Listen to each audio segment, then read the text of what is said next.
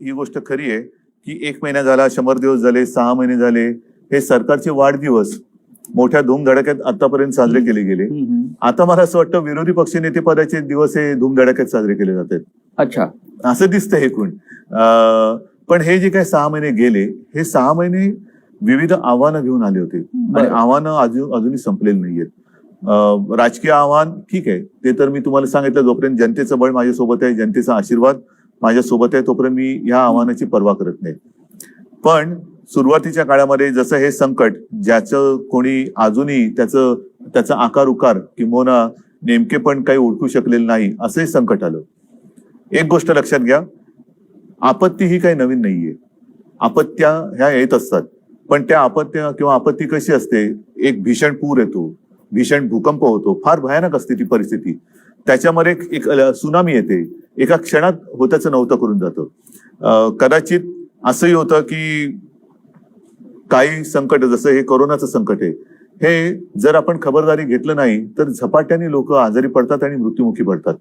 पण ही जी संकट असतात, वादळ असतं, जसं निसर्ग वादळाचा उल्लेख तुम्ही केला, भूकंप असतो, हे एका क्षणात निमिषार्धात ज्याला म्हणतो ते होत्याचं नव्हतं करून टाकतात.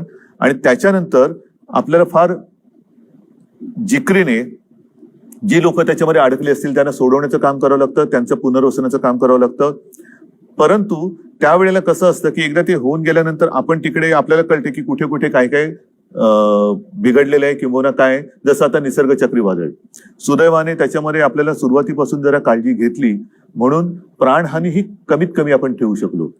तेवढी सुद्धा होता कामा नव्हती, पण ती कमीत कमी आपण ठेवू शकलो, मर्यादित ठेवू शकलो. आता तिकडे विजेचे खांब उन्मळून पडले, झाडं, वृक्ष, बागा, त्याचं नुकसान झालं, घरांचं नुकसान झालं, शेतीचं नुकसान झालं. ह्याची नुकसान भरपाई आता आपण करत चाललेलो. नुकसान पण एकच सेकंद, हे जे संकट आहे करोना, हे अजूनही संपत नाहीये. म्हणजे मी फेसबुक लाईव्ह मध्ये एकदा म्हटलं होतं, सरणार कधी रण.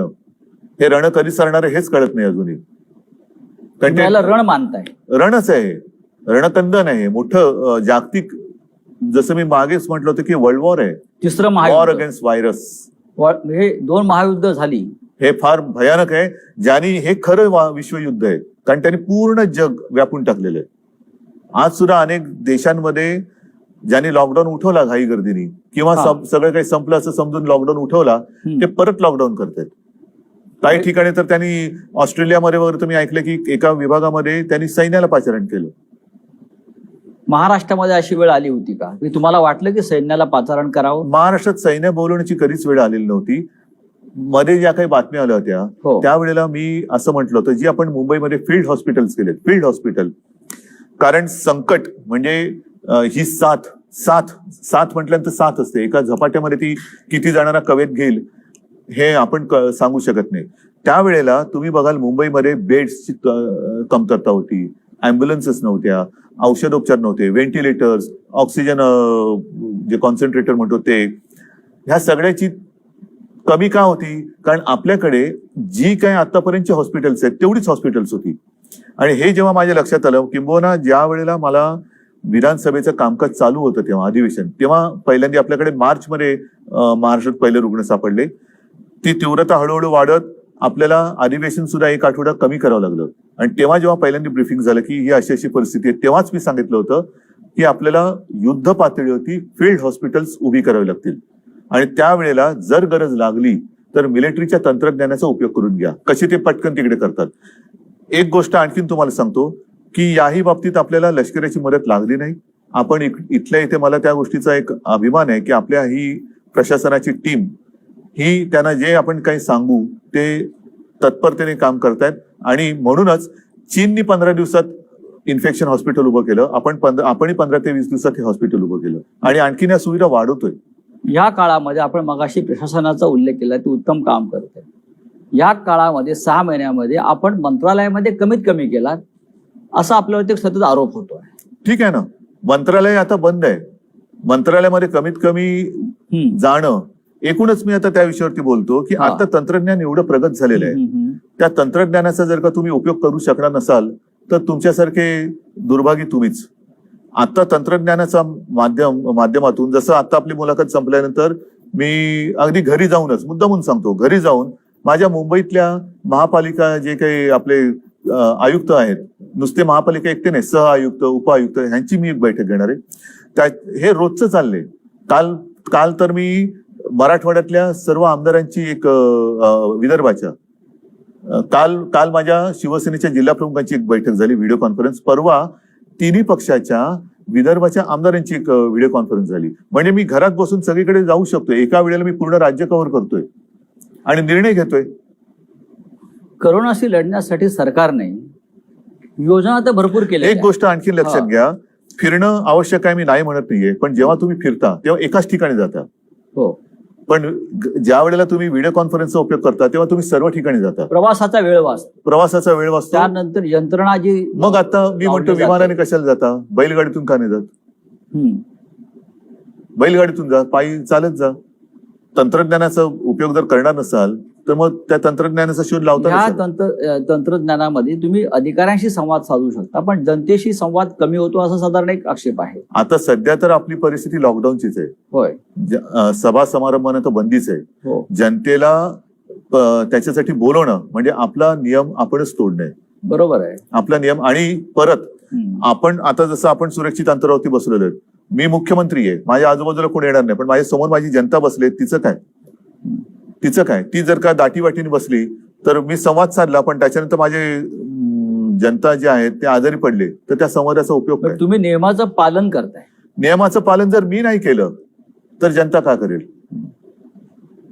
नियमाचं पालन जर मी नाही केलं, मग ते सांगतील ना, लोका सांगे ब्रह्मज्ञान, स्वतः कोरडे पाषाण. हे जे करोनाचे युद्ध आपण म्हणताय हे विश्वयुद्ध आहे. प्रधानमंत्री जे आपले मोदी जे आहेत त्यांनी सुरुवातीला सांगितलं होतं की हे महाभारताचं युद्ध आहे.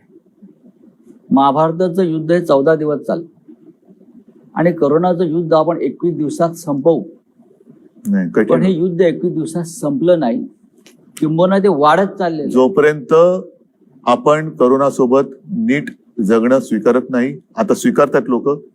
त्याच्यामध्ये महत्वाचा मुद्दा जसं तोंडावर मास्क, आता आपण अंतर ठेवून बसलो, नाही तर मी लोक परत याच्यावरती टीका करतील की नियमाचं पालन करताय तुम्ही म्हणताय, पण आता तुमच्या तोंडावरती मास्क नाही. आपल्या आजूबाजूला कोणी नाहीये, हे मुद्दा म्हणून मी उल्लेख करतोय. आपल्यात सुद्धा अंतर आहे आणि मोठी मोकळी ही जागा आहे, अन्यथा आपण बंद खोलीमध्ये नेहमी मुलाखत घेतो. तर म्हणून मी सांगतो की जोपर्यंत तुम्ही सार्वजनिक ठिकाणी गर्दी करत नाहीत, तोंडावरती मास्क लावून फिरताय, त्याच्यानंतर तोंडाला हात लावत नाही, हात सतत धुताय, हे जे आहे हे एकमेकाला हे करोना सोबत जगणं. म्हणजे जर माझ्या बाजूला कोणी असेल आणि तो आनंद माझी पण चूक होणार, पण तेव्हा तुम्ही मला सांगायला पाहिजे की जरा प्लीज असं करू नका. हे जे आहे ना, हे मी म्हणतोय करोना सोबत जगणं. या काळामध्ये आपण या युद्धाशी लढण्यासाठी जेव्हा युद्ध होतं तेव्हा आपण रणगाड्या आणतो, क्षेपणास्त्र आणतो, बंदुकांचे दारू आणतो, सैन्य भरती करतो. ही युद्धाची आयुध आहेत. आणि आपण जेव्हा युद्ध केलं, महाराष्ट्रात सुरू केलं, तेव्हा आपण मोठ्या प्रमाणामध्ये ICU, व्हेंटिलेटर्स, बेड, औषधं हा साठा केला. हे आरोग्य विषयक युद्ध आहे. पण इतक्या मोठ्या प्रमाणामध्ये इन्फ्रास्ट्रक्चर उभं करून सुद्धा लोकांच्या सातत्याने तक्रारी कमी झाल्या नाही, किंबहुना कोविड सेंटरमध्ये बेड नाही, असं होत नाही, किंवा गेल्यावरती आम्हाला उपचार मिळत नाही, सांगतो. अशा प्रकारे सुद्धा काही तक्रारी तुम्ही इतकं प्रचंड काम केल्यावर सुद्धा जेव्हा आल्या, तेव्हा मुख्यमंत्री म्हणून आपलं काय भावना राहिल्या? नाही, भावना इथे मी भावना वगैरे माझ्या पाळत नाही. मला काम करायचंय आणि जनतेला वाचवायचंय. जी तुम्ही गोष्ट म्हणताय ही सुरुवातीला मुंबईत होती, जे मी तुम्हाला सांगितलं. प्रामाणिकपणाने आपण कबूल केलं पाहिजे की या व्हायरसचा प्रादुर्भाव, साथीचा प्रसार आणि आपल्याकडच्या सुविधा ह्याचा जी उपलब्ध होती हे विषम प्रमाण होतं. आता मुंबईत आपण अजूनही वाढवतो आहोत, परंतु आता हा व्हायरस ग्रामीण भागात पसरायला लागलेला आहे, इतर शहरात पसरतोय. त्या शहरांमध्ये आणि त्या ग्रामीण भागामध्ये जिथे ह्या सुविधा अजूनही उपलब्ध आपण करू शकलेल्या नाहीत किंवा ज्या सुविधा आता बनतायत, तोपर्यंत तिथे ही तक्रार थोडीफार राहणार. आणि त्याच्यासाठी सर्व जिल्हाधिकाऱ्यांना माझ्या सूचना आहेत की जिथे जिथे तुम्हाला आवश्यकता असेल तिथे तात्काळ या सुविधा निर्माण करा. पण मुंबईत ज्या वेळेला आपण या सुविधा केल्या तेव्हा पावसाळा नव्हता, म्हणून आपण मोकळ्या मैदानात त्या सुविधा बिना कोणत्या अडचणीच्या आपण तयार करू शकलो. BKC मध्ये सगळ्यात मोठे इस्पितळ आपण उभं केलं. गोरेगावचं नेस्को गोरेगावचं. त्याच्याहून मोठे आहे. त्याच्यानंतर वरळीला डोम आहे, आता रेस्कोर्सला करतोय, मुलुंड चेक नाका आहे, दहिसर आहे. या सगळीकडे आपण का करू शकलो? कारण तिकडे आपण त्या काळाचा फायदा घेतला. कारण मुंबईमध्ये आपल्या आधी सुरुवात झाली होती या साथीची. आता काय होते, आता गावामध्ये किंवा इतर शहरांमध्ये पाऊस आता लागलेला आहे, त्याच्यामुळे अशी मैदानं तुम्हाला मिळणार नाही. बरं, या मैदानात सुद्धा नुसते आपण तंबू नाही टाकले, तिथे सुद्धा टॉयलेटची सोय ही परमनंट, म्हणजे त्याच्यासाठी सुद्धा सिवेज लाईन वगैरे टाकून घेतली, पाण्याची लाईन टाकली, म्हणजे कुठेही नंतर त्रास होता कामा नये ह्याची खबरदारी घेऊन या सुविधा तयार केल्या. आता गावागावात किंबहुना इतर शहरांमध्ये आपल्याला जे मोठे हॉल असतील किंवा काही ठिकाणी गोडाऊन्स असतील जे कव्हर्ड आहेत ऑलरेडी, अशा ठिकाणी आपल्याला ह्या कराव्या लागतात. किंवा ते जर का नसेल तर काही रिकाम्या बिल्डिंग आहेत का? आजही काही ठिकाणी आपण शाळा, कॉलेजेस किंबहुना हॉस्टेल्स हे क्वारंटाईनसाठी घेतलेले आहेत, कारण तात्काळ आपल्याकडे दुसरं काहीच नव्हतं. हे इतकं करून सुद्धा देशामध्ये रुग्ण वाढतातच आहेत. 10 लाखाच्या वर रुग्ण देशामध्ये गेले, त्याच्यापेक्षा जास्त आकडा हा असावा. महाराष्ट्राचा आकडा हा 3 लाखावर गेला. 3 लाख एकूण एकूण म्हणजे पहिला रुग्ण जो आता बरावून घरी गेलेला आहे त्याला सुद्धा त्याच्यात पकडलं जाते. आणि मुंबई 1 लाखावर गेले. हो, पण आता जे बरे होऊन गेले तो त्याच्यामधले फिगर दिल्या जात नाही, तो धरता कामा नाही ना. तुम्ही तुमच्या महाराष्ट्राला किंवा देशाला पंतप्रधान किती असं विचारता का? मग नेहरूंपासून पंतप्रधान धरणार का? महाराष्ट्रामध्ये सुद्धा यशवंतरावांपासून मुख्यमंत्री धरणार का? असे सगळे मुख्यमंत्री किंवा सगळे पंतप्रधान एकत्रित धरत नाहीत. आता किती पंतप्रधान? 1. आता किती मुख्यमंत्री? 1. आतापर्यंत कोण कोण होऊन गेले? हे होऊन गेलेले. म्हणजे आता आकडा कमी होतो. कमीच आहे. असं नाही मी म्हणत, काही ठिकाणी वाढतोय. एक आणखीन महत्वाचा मुद्दा घ्या लक्षात, की ही साथ आहे, आकडा वाढतोय, तो थोडा वाढणार, पण याच्यामध्ये आपल्याला लवकरात लवकर तो रुग्ण ओळखून किंबहुना रुग्णाला जर का तशी लक्षणं आढळली तर त्यांनी लवकर पुढे आलं पाहिजे. मृत्यूदर कमी ठेवणं, औषध नसताना सुद्धा, औषध कोणते नाहीये पण त्याच्यावरती इतर जे काय आता उपलब्धता आहे त्याच्यानुसार उपचार करून मृत्यूचं प्रमाण कमी ठेवणं, हे आता आपलं मोठं आव्हान. या क्षणी मुंबई नियंत्रणामध्ये येत असताना अजून मी त्याच्याबद्दल काय बोलत नाही.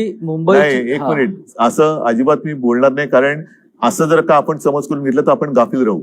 त्याच्यामुळे कृपा करून तुम्ही त्या आकड्यांकडे लक्ष देऊ नका. पण आज मुंबईच्या बाहेरची शहर आहेत, कल्याण, डोंबिवली, ठाणे, नवी मुंबई, अंबरनाथ, पुणे, पिंपरी चिंचवड, हे भाग जास्त संक्रमित झालेले आहे. आणि ती चिंतेची गोष्ट वाटते सगळ्यांना, कारण एकतर हे दाटीवाटीच्या जागा आहेत, नोकरी धंद्याच्या जागा आहेत, औद्योगिक वसाहती आहेत, आणि हाच पुणे, पिंपरी चिंचवडला परत लॉकडाऊन करावा लागला. ठाणे, कल्याण, डोंबिवलीला परत लॉकडाऊन करावं लागलं. नवी मुंबईमध्ये सुद्धा संकट वाढतंय. चंद्रपूर सारख्या ठिकाणी सुद्धा रुग्ण वाढतायत. नागपूरला चित्र वाईट दिसलं. ही वेळ परत परत लॉकडाऊन करण्याची का आली? सांगतो, ही केवळ आपल्यावरती चालेल नाहीये. हे जी सुरुवातीला मी म्हटलं, हे जागतिक कटू सत्य आहे. जागतिक कटू सत्य आहे. आपल्याकडे नेमकेपणाने बोलणार किंवा तसं सल्ला देणारं जगामध्ये कोणी नाहीये. एका बाजूला लॉकडाऊन केला पाहिजे का, तर त्याला विरोध करणारे अनेक शहाणे आहेत. लॉकडाऊनने काय सडलं, लॉकडाऊन म्हणजे उपचार आहे का, लॉकडाऊनने आर्थिक संकट येते, लॉकडाऊनने अर्थव्यवस्था. ठीक आहे बाबा, तुम्हाला मग आम्ही उडून देतो. मग इकडे लोक जर का दुर्दैवाने त्यांना काही मृत्युमुखी पडले तर तुम्ही घेणार का जबाबदारी? जे आज जे सरकारच्या दारी येऊन बसलेत, दार उघड म्हणून टाहो फोडतायत.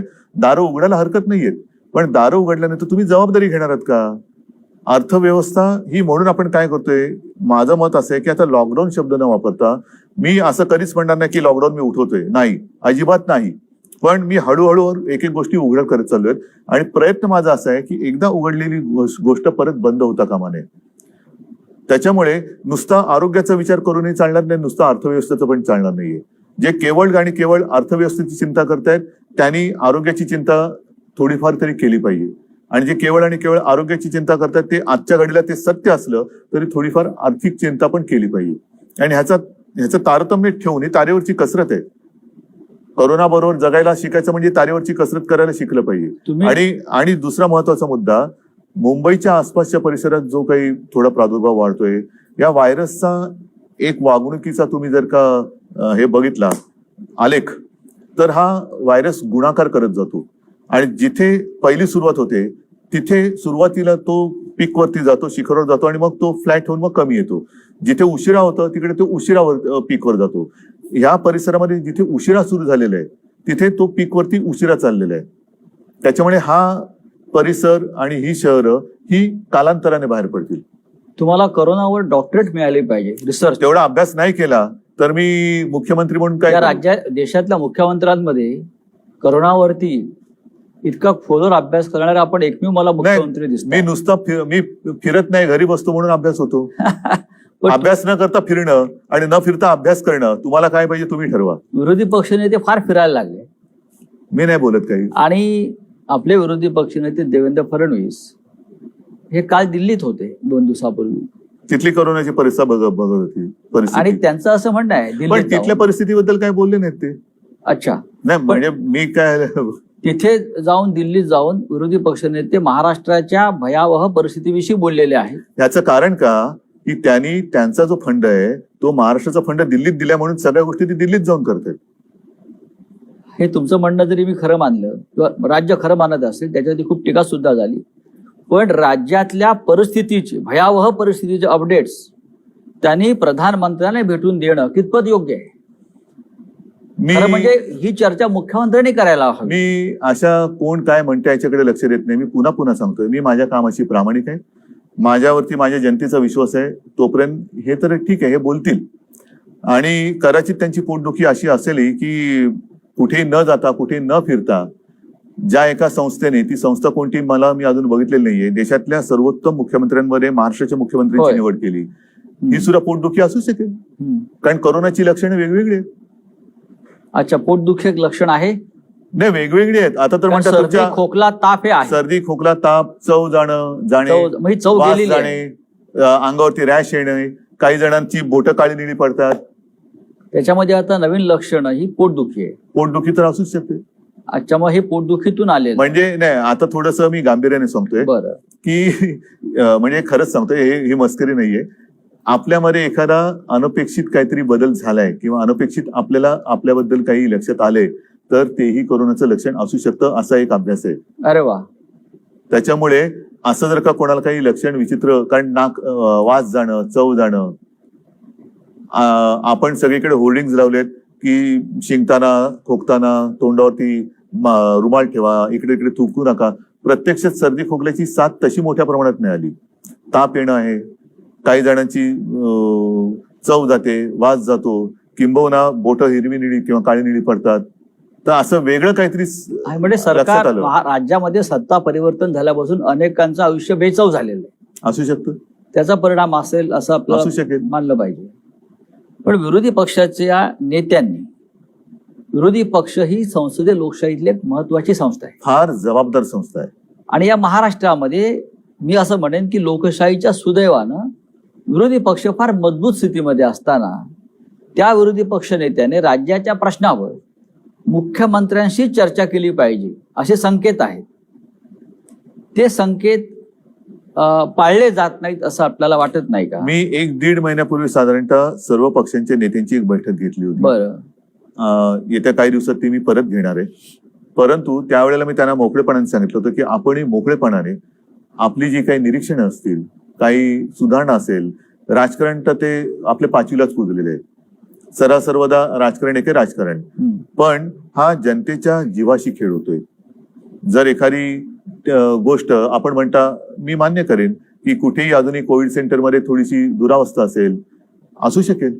मी असं नाही म्हणणार की असं नाहीच आहे, पण असेल तर ती मी सुधारवली पाहिजे. कारण शेवटी ती सुविधा मी जनतेसाठी केलेली आहे आणि त्याच्यात जर का कुठे काही उणीव असेल तर ती दूर केली गेलीच पाहिजे. आता सुद्धा आपल्याकडे काही काही औषधं गेल्या काही महिन्यामध्ये एक त्याच्यावरती शोध लागतोय आणि ती वापरली जात आहेत. आणि मी मुद्दामून सांगतो, WHO असेल किंवा आणखीन काही असेल, आपल्याला दूरचित्रवाणी किंवा वृत्तपत्रातनं कळतं की ब्रेक थ्रू, त्याच्यामध्ये एक ते स्टिरॉइडचं नाव आलं, डेक्सोना, ज्याला आपल्याकडे डेक्सोना म्हणून म्हणतो. मी टास्क फोर्सला विचारलं, ते म्हणाले साहेब हे औषध आपण स्टिरॉइड आपण गेले 2 महिने ऑलरेडी वापरतो. बरं. आता ते सुद्धा कधी द्यायचं, किती द्यायचं, हे प्रमाण हे डॉक्टरांनी ठरवायचं असतं.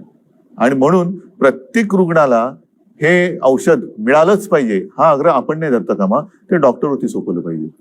म्हणजे सध्याच्या काळामध्ये महाराष्ट्र असेल, देश असेल किंवा विश्व असेल, जो उल्लेख केला जातो की पांढऱ्या कपड्यातले देवदूत डॉक्टर्स किंवा नर्सेस, वॉर्ड बॉयज हे खऱ्या अर्थाने या देशात आणि विश्वामध्ये काम करतायत आणि ते सुद्धा त्यांचं सुद्धा मोठ्या प्रमाणामध्ये बलिदान. देवावरती आणि देवदूतावरती विश्वास नसेल तर दोघेही काम नाही करू शकणार.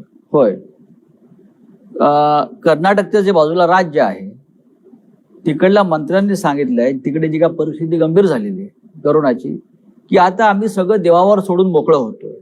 हे कितपत योग्य आहे? हे मी तुम्हाला म्हटलं ना, आता हा सुद्धा माझ्या फेसबुक लाईव्ह मधला मुद्दा होता. हो, सगळी प्रार्थना स्थळ बंद आहेत, मंदिरं बंद आहेत, सगळे बंद आहेत. मग देव आहे कुठे? देव कुठे गेला? तर तो देव आपल्यात आहे. आपण एकमेकाला सावरणं, आपल्या डॉक्टरांच्या रूपात तो आपल्याला मदत करतोय. त्याच्यानंतर जसं मी म्हटलं की एक जनजागृती, एकमेकाला सावरणं, हा सुद्धा फार त्याच एक हे आहे. असं पूर्वी आम्ही शाळेमध्ये असताना पिक्चर बघायचो, त्याच्यामध्ये देवादिकाच्या त्या हातात अशी किरणं निघतात आणि तो चमत्कार होतो. कोणतरी मृत्युमुखी पडलेला पुन्हा जिवंत होतो, आजारी पडलेला पुन्हा बरा होतो. तर ते शेवटी देवाचा आशीर्वाद म्हणजे ते औषधाच्या रूपाने त्याला मिळणं, वेळेवरती रुग्णसेवा मिळणं, या सगळ्या गोष्टी ही तीच गोष्ट आहे. मला असं वाटतं शरद पवार काल ह्या विषयावरच बोललेले आहेत का? काय शरद पवार असं बोलले आहेत की अयोध्येतलं जे राम मंदिर उभं राहत आहे त्याच्यापेक्षा करोनाची चिंता जास्त आहे. मंदिराच्या माध्यमातून करोना बरा होणार नाही. करोनासाठी आपल्याला अशा प्रकारे आपण म्हणताय डॉक्टर. बरोबर आहे ना, डॉक्टर्स पाहिजेत. आज डॉक्टरांची आणखीन एक गोष्ट काय आहे की आपण ज्या सुविधा निर्माण करतो त्या सुविधा काही रुग्ण बऱ्या नाही करणार आहेत. त्या सुविधांच्या बरोबर डॉक्टर्स पाहिजेत. आपण मी आधीच म्हटलं होतं ना की जम्बो फॅसिलिटी, जम्बो म्हणजे मी काय बेडचं दुकान नाही काढलेलं, फर्निचरचं दुकान नाही काढलं, प्रदर्शन नाही भरवलं. त्याच्यावरती जेव्हा रुग्ण येईल तेव्हा त्या रुग्णाच्या आणि बेडच्या बाजूला डॉक्टर आणि ती सिस्टर पाहिजे आणि हातात औषधं पाहिजेत. ज्या मुंबईतल्या करोनाच्या स्थितीवर सगळ्यात जास्त टीका देशभरातल्या राजकीय लोकांनी केली, मग ते प्रवासी मजदूर जाताना असतील किंवा रुग्ण वाढताना असेल, त्याच मुंबई पॅटर्नचा आज सगळ्यात जास्त बोलबाला होतो. कोण करते? प्रत्येकाला मुंबई पॅटर्न लागू करा असं देशभरात वाटतं. कोण करते? सगळेच करतायत. तर हा मुंबई पॅटर्न जेव्हा तुम्ही सुरू केला, तुम्ही मॅनेज केलं असेल. अच्छा, आम्ही मॅनेज केलं. मुंबई पॅटर्न त्यातली धारावी म्हटलं की लोकांच्या भुव्यावर जातात. पण मोठं आव्हान आहे. पण जागतिक आरोग्य संघटनेनं फक्त धारावीचा उल्लेख केला आणि धारावी पॅटर्न हा उल्लेख केला. हे मला असं वाटतं या सरकारचं सगळ्यात मोठं यश आहे. महापालिका असेल, राज्य सरकार असेल, पण मुख्यमंत्री म्हणून आपण सतत मुंबई आणि धारावीवर लक्ष दिलं. हे आपण कसं करू शकला? ह्याच्यावरती मी तुम्हाला म्हटलं तसं आपल्या जनतेवरती आणि यंत्रणेवरती विश्वास. हा विश्वास जर का नसेल आणि प्रत्येक ठिकाणी जर का मी धारावीमध्ये चक्रा मारत बसलो असतो तर काय चाललं असतं? मी मुख्यमंत्री म्हणून जाणं म्हणजे सगळा तो लवाजमा माझ्यावरती गोळा होणं. बरं, म्हणजे त्यांना कामाची ठिकाणी आणि कामं सोडून माझ्यावरती गोळा होणं. ह्याच्या पलीकडे मी त्यांना काय सांगणार? पण एक गोष्ट नक्कीच समाधानाची आहे की WHO धारावीचा उल्लेख केला. त्याच्यानंतर काल परवाकडे वॉशिंग्टन पोस्ट मध्ये एक आर्टिकल आहे, त्याच्यात त्यांनी म्हटलं की मुंबई हे एक असं शहर आहे की ज्या शहराने कोणतीही माहिती लपवलेली लपवाछपवी नाही, बिलकुल नाही. जे आहे ते स्पष्ट आहे. पण तुम्ही लपवताय, काहीतरी लपवताय असं विरोधी पक्ष नेत्यांचं म्हणणं होतं. मृत्यूच्या आकडे लपवताय, रुग्णांच्या आकडे लपवताय. त्यांच्याकडे वॉशिंग्टन पोस्ट त्यांची स्वतःची यंत्रणा आहे का? असू शकेल की ज्या माध्यमातून त्यांना हे आकडे मिळत आहेत किंवा राज्यातल्या कारभाराविषयी माहिती मिळते. असू शकेल. पण ह्या ज्या काही गोष्टी आहेत, WHO आणि वॉशिंग्टन पोस्ट हे ह्या वृत्तपत्रात आणि त्या हेल्थ ऑर्गनायझेशननी देणं हे एक फार मोठं गौरवाची गोष्ट आहे. त्याच्यामुळे मी या गोष्टींकडे बाकीच्या गौरवाची गोष्ट आहे. मी त्याच्याकडे लक्ष देत नाही. धारावीत आपल्याला यश मिळत आहे. मी अजूनही बोलत नाही, कारण अजूनही संकट पूर्ण टळलं पाहिजे. आणि जर का मी कोणाचं आता मोठं कौतुक केलं तर गाफीलपणा मला नकोय, गलथानपणा नकोय. मुंबई सुद्धा हळूहळू स्थिरस्थावर होत आहे. पण मुंबईच्या रस्त्यावरती वडापाव कधी मिळणार? त्याच्यासाठी सुद्धा आपली ही हळूवार वाटचाल त्या दिशेने चालू आहे. हो, जोपर्यंत मुंबईच्या रस्त्यावरती लोकांना वडापाव मिळत नाही तोपर्यंत मुंबई सुरळीत झाली असं कोणी या देशामध्ये मानणार नाही. वडापाव आहे, बऱ्याच गोष्टी आहेत. बर, दुसरा एक विषय महत्वाचा येतो आहे की या संपूर्ण 4 महिन्याच्या काळामध्ये आपण मंदिरांनाही लॉकडाऊन केलंय, देवही बंदिवान आहेत. देव आपल्यात आहेत. मंदिराची टाळी कधी उघडणार? देव म्हणतात मी तुमच्यात आहे. बरं, आणि त्याच्यामुळे तुम्ही मंदिरात येऊ नका, तुम्ही हे पहिले सांभाळा. जसं गाडगेबाबांचा एक उल्लेख, माझ्या आजोबांनी मला ती सांगितलेली गोष्ट मला त्यांच्या चरित्रात पण लिहिलेली आहे. गाडगेबाबा पंढरीला जायचे, पंढरपूरला यात्रा असायची, वारी. जसं ती या वेळेला वारी होऊ शकली नाही आणि गाडगेबाबा जायचे ते दर्शनाला मंदिरात जायच्या आधी किंवा ऐवजी चंद्रभागेचा काठ हा सकाळ झाली का खराट घेऊन साफ करायला जायची. आणि त्यांना कोणी विचारलं की बाबा दर्शन घेतलं का, तर अरे हे बघ हा माझा विठोबा आहे. अच्छा, हे गोरगरीब माता भगिनी मायेबाप सगळे आलेले आहेत, इकडे ही सगळी अस्वच्छता माजली तर रोगराई येईल, मग त्याचं काय होणार. त्याच्यामुळे ते त्याची सेवा कर सांगायची. आपण त्या गाडगे महाराजांची परंपरा आणि ते स्वतः हे घेऊन आता आम्ही त्यांच्या नावाने अभियान करतो, पण स्वतः काय करतो, स्वच्छ केलेल्या कोपऱ्यामध्ये जाऊन झाडू मारून फोटो काढतो. गाडगे महाराजांची परंपरा महाराष्ट्राला जशी लाभली आहे तशी ठाकरे कुटुंबाला आहे ना. त्याच्यामुळे काही गोष्टी या माझ्या आजोबांकडनं त्यावेळेला मी त्यांच्या आठवणीच्या स्वरूपात ऐकलेल्या आहेत. आता महाराष्ट्रामध्ये अनलॉक 2 सुरू आहे. अनलॉक शब्द सोडा, अनलॉक लॉक ज्याला तुम्ही पुनश्च हरिओम म्हणतोय किंवा मिशन बिगिन अगेन. होय, ते करताना नीट तो समजून घ्यायला पाहिजे विषय की लॉकडाऊन हा केलेला आहेच, लॉकडाऊन आहेच. त्याच्यामुळे ह्याच्यानंतर काय होणार, त्याच्यानंतर काय, लॉकडाऊन आहेच. पण आपण एक एक गोष्टी सोडवत चाललेलो आहोत, त्यातनं हळूहळू एक एक गोष्टी बाहेर काढतोय. नाहीतर काय होईल, lockdown 1, lockdown unlock 1, lockdown 2, unlock 2, lockdown 2, ह्या गोष्टी या तांत्रिक गोष्टी नाही. म्हणजे तुम्ही घाईघाईने एखादी लॉकडाऊन केला ते चूक आहे. घाईघाईने लॉकडाऊन उठवला, किती काळ असं बसणार, मग हे कधी होणार ते कधी होणार. लोक कंटाळले आता आहे, पण कंटाळा घालवण्यासाठी म्हणून लॉकडाऊन केलेलं नाही, उडायचं असं नाहीये. लोकांच्या पोटापाण्याचा प्रश्न आहे. त्याच्यासाठी एकदम जर का घिसाडघाईने उघडलं आणि साथ प्रचंड वाढली आणि जीवच गेला तर पोटपाण्याचं काय करणार. काही ठिकाणी कारखान्यांमध्ये सुद्धा. त्याच्यामुळे एक गोष्ट ठरवा की लॉकडाऊन गेल्या खड्ड्यात, जीव गेला तरी 72, पण आम्हाला लॉकडाऊन नको. रेल्वे सुरू होत नाही अद्याप, लोकांनी प्रवास कसा करायचा. म्हणूनच मी म्हणतो ना की एकदा काहीतरी ठरवा, इस्पार या उसपार. आणि जर का दोन्ही सांभाळायचं असेल तर मी म्हटलं तसं रेल्वे रुळावरनच चालली पाहिजे. तशी ती तारेवरची कसरत आहे, तारेवरची कसरत आहे. तुम्ही रेल्वे सुरू करणार की नाही असा प्रश्न आहे माझा. नाही, बंद करण्यासाठी आम्ही काय केलं, रेल्वे ही मुंबईची लाईफलाईन आहे. जोपर्यंत लाईफलाईन, रेल्वे सुरू करूया, वडापाव सुरू करूया, सगळं सुरू करूया, पण एकदा काहीतरी एक टोक स्वीकारा. घाई गडबडीने घिसाडघाईने तुम्हाला हे करायचंय आणि मग काय आपल्या घरात कुटुंब याच्यामध्ये आजारी पडतात आणि काही मृत्युमुखी पडतात. मग कुटुंब मृत्युमुखी पडल्यानंतर घराला जे टाळं लागेल ते लॉकडाऊन कोण उघडणार. घराचं जो काय लॉकडाऊन होईल, कुटुंब जर काय गेलं तर त्या घराचं टाळं कोण उघडणार. आणि म्हणून ते टाळं नको असेल तर या गोष्टी टाळा. शिक्षणाचा पूर्ण बट्टाबोळ झालाय जगभरात. आणि महाराष्ट्रात सगळ्यात विषय जो सध्या चर्चेला जातो आहे तो म्हणजे पदवी परीक्षेच्या ज्या अंतिम वर्षाचं काय करायचं.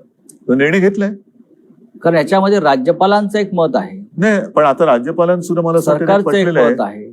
आपण कोणत्याही परिस्थिती, कारण आता काही ठिकाणी बघा, तुम्ही मला प्रश्न विचारतानाच दोन्ही बाजूनी प्रश्न विचारताय. एका बाजूने म्हणताय की हे कधी होणार आणि दुसऱ्या बाजूला म्हणताय की हे पण होतंय. म्हणजे एका बाजूला म्हणताय हे उघडणार कधी, दुसऱ्या बाजूला म्हणताय की तुम्ही राज्यात इतर राज्यांमध्ये पुन्हा लॉकडाऊन होते. मग हाच तो माझा महत्वाचा मुद्दा आहे. काही ठिकाणी शाळा सुरू केल्या आणि त्यातली मुलं बाधित झाली. असं कोणी समजू नका की मुलांना हा करोना होत नाही. 6 महिन्याच्या बाळाला सुद्धा करोना झाला, तो बरा झाला. चित्र आलंय दक्षिण कोरियामध्ये शाळा परत बंद कराव्या लागल्या, अनेक देशात बंद. मग त्याचा खेळखंडोबा किंवा बट्ट्याबोळा आहे की नाही. मग या शिक्षणासाठी शेवटी महाराष्ट्राला शिक्षणाची फार मोठी परंपरा आहे. सगळ्या देशी जगाला आहे, मुंबई महाराष्ट्राला आहेच ना. शिक्षण हे जीवनावश्यक गोष्टीपैकी एक आहे. 2020 मध्ये या काळामध्ये मुलांनी, तरुणांनी शिक्षणाचं काय करावं, महत्वाचा मुद्दा आहे हा. आणि त्याच्यासाठी आपण आता हा जुलै जवळपास संपत आला, बरोबर आहे. जून मध्ये शाळा सुरू होतात. मी माझी संकल्पना मांडली ती हीच आहे की शाळा कधी सुरू होणार. आता तो शाळा हा जो कन्सेप्ट आहे तो थोडासा बाजूला ठेवा. शिक्षण कधी सुरू होणार ह्याच्यासाठी आपण हा एक विचार केला की जिथे जिथे शक्य असेल ग्रामीण भागात तिथे शाळा सुरू कराव्यात का, आणि जिथे जिथे शक्य आहे सुविधा आहे तिकडे ऑनलाईन शिक्षण सुरू करावं का. ऑनलाईन शिक्षणाचं पायलट आपल्याकडे सुरू झालेलं आहे. बरं, त्याच्यासाठी आपण केंद्राशी बोलून आता त्याच्यात सुद्धा कसं आहे की हे एकतर्फीच होणार आहे. जसं माझं फेसबुक लाईव्ह होतं तसंच ते होणार आहे की टीव्ही चॅनलवरनं शिकवता येईल का. त्याच्यानंतर आपण मुंबई महापालिकेच्या शाळेमध्ये टॅब दिले होते, SD कार्ड लोड केले, त्याच्यात ई लर्निंग आहे, टेक्स्टबुक आहेत, पाठ्यपुस्तक आहेत. अशी काही हे करावं का, कारण त्याच्यावरती सगळ्या बाजूनी आपण मतांतरही घेतो. पण जसं आता तुम्ही म्हणताय की लॉकडाऊन करावा, काही म्हणतात करावा, काही म्हणतात करू नये, तसं प्रत्येक बाबतीत आपल्या 2 मत 3 मत 4 मत हा जो काही एक घोळ होतोय मतांतराचा, त्याच्यामुळे आपला प्रॉब्लेम होते. कारण सरकार म्हणून आम्ही करणार, शेवटी जर का एखादी गोष्ट मला पटली तर मी टीकेची पर्वा कधीच करत नाही. मुख्यमंत्री नव्हतो तेव्हाही केले नाही आणि आताही करणार नाही. जी गोष्ट मला पटले आणि मला असं वाटतं की याच्यात जनतेचं हित आहे तिकडे मी टीकेची पर्वा करत नाही. राज्यपालांची एक भूमिका आहे. त्यानंतर युनिव्हर्सिटी ग्रँट कमिशन, विद्यापीठ अनुदान जी संस्था आहे त्यांची भूमिका परीक्षा पण आपल्याकडे सुद्धा कुलगुरूंची एक भूमिका आहे. आपल्याकडे परीक्षा होऊ नये त्यातून मार्ग काढण्यासाठी मार्ग काढलाय आपण. परीक्षा होऊ नये असं कोणाचंच मत नाही. माझंही मत आहे परीक्षा व्हावी. पण हे मी काय म्हटलेलं नीट लक्षात घ्या. आपण अंतिम वर्षाच्या मुलांना जी काही आतापर्यंत सेमिस्टर झालेले त्याचं ऍग्रिगेट करून मार्क देऊन त्यांच्या आयुष्यातला एक अडथळा दूर करावा, त्यांना पास करावं. त्यांच्या शेवटी एक सरासरी हा एक प्रकार असतो म्हणून त्याला सरासरी म्हणतात. सरासरी मार्क देऊन त्यांना रिझल्ट द्यावा. ज्यांना कोणाला वाटतं की मी ह्याच्याहून चांगली कामगिरी बजावू शकतो त्यांना आपल्याला जेव्हा शक्य होईल, आता हे आपण मे महिन्यात बोलत होतो, जून महिना गेला, जुलै गेला, केव्हा शक्य होईल. आता तरी आपल्या समोर तसं काही दिसत नाही, कारण आता ग्रामीण भागात सुद्धा तो पसरतोय कोरोना. जेव्हा शक्य होईल तेव्हा आपण परीक्षा जाहीर करू, परीक्षा घेऊ. ज्यांना असं वाटते की आम्ही परीक्षेला बसू शकतो आणि आम्हाला बसायचंय, परीक्षेला बसा. आणि तेव्हा मात्र तुम्हाला एकच काहीतरी ऍक्सेप्ट करावं लागेल, एक तर ऍग्रिगेट केलेल्या मार्कचा एक रिझल्ट घ्या किंवा परीक्षेचा. नोटबंदी हे मोठं संकट होतं. त्यात हजारो लाखो लोक बेरोजगार झाले आणि त्याचे परिणाम देश आजही भोगतोय. विशेषतः याचा सगळ्यात जास्त फटका औद्योगिक राज्य असल्यामुळे महाराष्ट्राला बसला. त्याच्यावरती जास्त कोण बोलत नाहीये. आता पुन्हा करोनाचाच फटका औद्योगिक दृष्ट्या म्हणाल तर आपल्याच राज्याला बसतोय. आपल्या राज्यामध्ये पण एक संकट हे शेवटी संकटात सुद्धा प्रकार आहेत, मानवी आणि अमानवी. मानवी असो किंवा अमानवी असो, ते कोणालाच मानवत नाहीत. त्याच्यामुळे संकट हे संकट असतं. आताचं संकट हे अमानवी आहे आणि हे आपल्या हातात नाहीये. संकट हा व्हायरस जो आला तोच मुळातून बाहेरून आलेला आहे. यातून मार्ग कसा काढणार. हजारो लाखो लोक जे बेरोजगार मुंबई महाराष्ट्र, मला असं वाटतं ह्याच्यातून मार्ग काढण्यासाठी पूर्ण जग धडपडत आहे. आणि आता सुद्धा प्रसारमाध्यमातून ज्या बातम्या आपल्या समोर येत आहेत त्या आशादायक आहेत. ह्याच्यावरती वॅक्सिन जवळ आपण गेलेलो आहोत, पोहोचतो आहोत. काल सुद्धा माझी काही जणांशी चर्चा झाली. येत्या काही महिन्यात कारण या वॅक्सिनची ट्रायल सुरू झालेली आहे. आता प्राण्यांवरती होते, एक ठराविक ग्रुपवरती होते, त्याच्यानंतर ती मोठ्या प्रमाणावरती होईल. असं करून आता तर बातमी आहे की ऑगस्टमध्ये आलं तर आनंद आहे. पण साधारणतः या वर्षाच्या अखेरीपर्यंत आपल्या देशामध्ये वॅक्सिन तयार होऊ शकतं असं चित्र आहे. शेतकऱ्यांचे प्रश्न नव्यानं उफाळून येतील, सगळ्यांचेच आहेत. आता आजपासूनच महाराष्ट्रामध्ये दूध उत्पादक शेतकऱ्यांचं आंदोलन सुरू झालंय. त्यांच्या दुधाला भाव वाढवून हवाय. कोणाला भाव मिळतोय नीट, कोणालाच भाव मिळत नाहीये. त्याच्यामुळे हे संकट हे सर्वव्यापी आहे. त्याच्यामुळे कोणत्या एका वर्गावरती किंवा एका क्षेत्रावरती संकट आहे असं मानणं चूक आहे. आणि शेवटी सगळीच लोक जर का अन्याय होतो म्हणून बाहेर पडली तर मग माझं तेच म्हणणं आहे, मग एक तर तुम्ही एक काहीतरी स्वीकारा की जे काय होईल ते होईल, आणि नाही तर आम्ही सुरक्षित राहून व्यवस्थित शांतपणाने विचार करून ह्या संकटाला परतू. हा एक मार्ग आहे. नाही तर जे काय होईल ते होईल, मारतो उडी आम्ही. कारण खासगी कंपन्या, खासगी उद्योग यांनी तर नोकर कपात मोठ्या प्रमाणात सुरू केली. पण शासनामध्ये सुद्धा एसटी मधून 4000 लोक कमी गेले. रेल्वेतून माणसं कमी केली जात आहेत, विमान कंपन्या, ह्या सगळ्या पब्लिक सेक्टर मधून जर अशा प्रकारे नोकर कपात सुरू राहिली ह्याच्यावरती तर खूप मोठा सामाजिक प्रश्न निर्माण होऊ शकतो आणि ह्याच्यासाठी मला असं वाटतं वेगळी केवळ अट्टहासापायी आपली मतं मांडण्यापेक्षा एक जर का सगळेजण एक दिलाने एकत्र आले तर ह्यातनं मार्ग नक्की निघू शकतो. तसा मार्ग काढण्याचा माझा प्रयत्न आहे. परंतु तुम्ही हे करताय म्हणून माझा त्याला विरोध आहे, ही जर भूमिका घेऊन कोण येणार असेल तर त्यातनं मार्ग नाही निघू शकत. ही परिस्थिती सगळ्यांना सारखी आहे. फटका कमी जास्त प्रमाणात सगळ्यांना पडलेला आहे, पडणार आहे. याहीपेक्षा मोठं जे काही संकट आहे हे येत्या काळामध्ये कदाचित येऊ शकतं. पण सगळ्यांनी मिळून एकदिलाने जर संकटाचा सामना करायचा आहे म्हणून आले एकत्र आणि मार्ग काढायचा म्हटला तरच मार्ग निघू शकतो. याच्यामध्ये केंद्र राज्याला काय मदत करू शकेल? केंद्र आणि राज्य, केंद्राने आता मध्ये वेळोवेळी पंतप्रधान व्हिडिओ कॉन्फरन्सच्या माध्यमातून एक बैठक घेत असतात आणि ज्या काही गोष्टी कोरोनाच्या बाबतीत त्यांच्याकडे आपण मांडतो तशी त्यांची त्या बाबतीत मदत होते. आपल्याला जी 38,000 कोटीची मदत त्यांनी द्यायचं कबूल केलं होतं ते पैसे राज्याला मिळाले का? येत आहेत हळूहळू येत आहेत. म्हणजे लॉकडाऊन जसा हळूहळू उठतोय तसे ते पैसे हळूहळू येत आहेत. सगळ्यांचंच उत्पन्न घटलेलं आहे. दूध उत्पादकांचं घटलेलं आहे, शेतकऱ्याचं घटलेलं आहे, जो काय आपला नोकरदार वर्ग आहे त्याचं घटलेलं आहे, म्हणजेच सरकारचं पण घटलेलं आहे. मग राज्य सरकार जे एक महत्वाचं आहे, महाराष्ट्राचं राज्य महसूल वाढवण्यासाठी त्याशिवाय हे राज्य चालू शकत. कोणाकडनं वसूल करणार? कर्मचाऱ्यांचे पगार द्यायला आपल्याकडे पैसे नाहीत असं आपले मंत्री म्हणतात. मान्य मला, पण शेवटी महसूल वाढवण्यासाठी आपण काय उपाययोजना करणार? उपाययोजनासाठी आपण एक गोष्टी ज्या आहेत, मी तुम्हाला म्हटलं ना, पटकन पी हळद आणि हो गोरी असा उपाय कोणाकडेच नाहीये. आणि तसा जर का उपाय असता तरी संकट त्याला काय म्हणायचं? संकट म्हणतोय यावेळेला, आपत्ती म्हणतोय. आता सुद्धा आपल्या देशात आणि आपल्या राज्यात महाराष्ट्राने तो जो काही एपिडेमिक ऍक्ट होता 100 वर्षापूर्वीचा, म्हणजे इंग्रजांच्या काळातला, तो 100 वर्षानंतर पुन्हा त्याचं पुनरुज्जीवित का केला? म्हणजे तशी एपिडेमिक, तशी परिस्थिती निर्माण झाली. केंद्राने त्याच्याहून थोडासा एक पाऊल पुढे टाकून थोडा आणखीन कडक डिझास्टर ऍक्ट जो केलेला आहे तो का करावा लागला? याचं कारण तसं डिझास्टर आहे, आपत्ती आहे. ती जर नसती तर आता सुद्धा आपण जिथे बसलो ते इकडे तिकडे लोक आपल्याला दिसली असती. मुख्यमंत्री उद्धव ठाकरे यांच्या बरोबरच्या या गप्पा अशाच पुढे चालू राहतील. पहिल्या भागामध्ये मुख्यमंत्र्यांनी करोनापासून ते राजकारणापर्यंत अनेक विषयांवर आपल्याशी दिलखुलास चर्चा केली. ही चर्चा पुढल्या भागात अशीच आपण चालू ठेवू. तोपर्यंत आपण थोडी विश्रांती घेऊ.